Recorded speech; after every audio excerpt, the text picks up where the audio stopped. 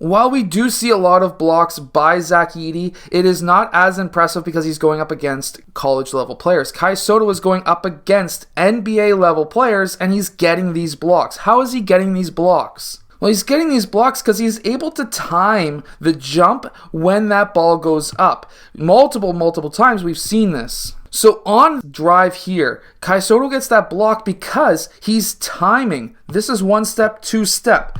On that second step, you can jump and you know he's not going to be able to take another step and you can get that block. Yes, it does help being 7'3". However, you can really time these layups, these dunks, any of this. If this player who's driving, if you are a player driving on a 7-footer, I'm going to tell you that right now. If you're a player driving on a 7-footer, this player should have went up for a floater with that right foot. But he went to his left foot, which is his second step, and that allows Kai Sotto to time that perfectly. If you're driving on a 7-footer, take 1-step layups. Believe me, it's going to help you a ton. Here he slightly hedges. He gets his hand in when that player is bringing that ball up, and I'm not too sure if he even got a piece of that ball or not, but he was able to follow his man because obviously if you're a center, you don't want to give a free lane to a 7-footer. You don't want to go out and contest a layup of a 6'3" guy because you've got a 7-footer basically coming down to the rim, and that's going to be an easy dunk.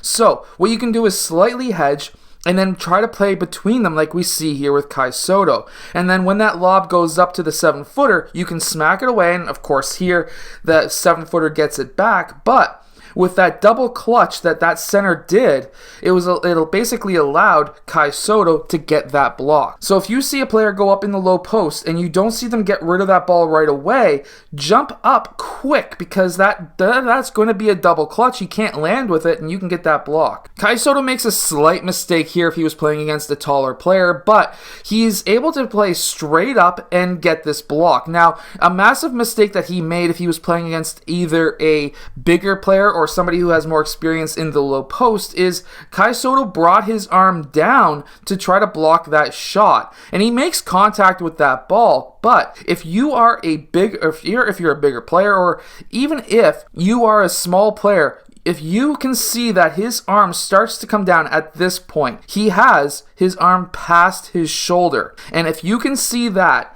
as a guard or a center, you need to go up with your elbow first and the ball second. The reason for that is you can get your elbow into the armpit of that player, which will clear out that arm so that you can get a baby hook. But if you go up ball first, you're going to get blocked. And good job on Kai Sotto, you did get the block, but try to stay a bit straighter up. You can get that block anyways on a 6-footer. Kai Sotto is also very good at being able to come from the weak side and get those blocks as well. Again, same idea. It's going to be just that timing. When you do this spin move, obviously you're not going to probably see a 7-footer coming to you. It's going to be a block anyways. There's nothing you can do. However, Kai Sotto was able to get this block because he knew off of the spin, this foot needs to come down to have a 2-foot jump. Because of that, he was able to time that and get that block. And then again, any of these slow 2-step layups, if you're a 7-footer, you better go block that thing into oblivion. Again, same thing. 1 step, elbow first into the armpit, that gets your left hand up.